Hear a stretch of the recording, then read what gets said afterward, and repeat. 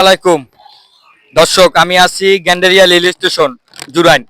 এই জায়গার যে অবস্থা ভাই, রাস্তার যে অবস্থা ভাই, কি কমু ভাই। রাস্তা প্রচুর বড় বড় গর্ত সৃষ্টি হয়েছে, পানি জমা গাড়ি আটকায় জায়গা, তাদের গাড়ি চালাইতে খুব ভোগান্তি।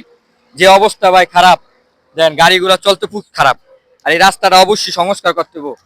মানে এই যে লেগুনাগুলা বাস ট্রাক যা আছে সবগুলো একবারে প্রচুর খারাপ। রাস্তার অবস্থা একটু ভালো না। ওই দেন গাড়িগুলি সব আটকা অ্যাক্সিডেন্ট হয়, মানুষের চলুন অবস্থা খারাপ হয়ে যেতেছে, প্রচুর খারাপ। আপনারা শেয়ার দিয়া দেন যাতে প্রশাসন দেখা এটা অ্যাকশনটা নেয়, অ্যাকশনটা নিয়ে যে দ্রুত রাস্তাটা ঠিক করে দেয়, মানুষের কষ্টটা কম হইব। রাস্তায় যে বড় বড় গর্ত হইছে, দেন গাড়িগুলো কত কষ্ট করে চলতেছে দেখছেন। একটা 19-20 হইলে গাড়ি অ্যাক্সিডেন্ট হয়ে যাবে,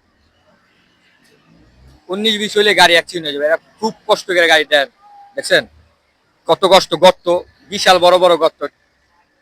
মানে ভাই কিছুতে নৌকা চলবো ওই যান রিস্কা।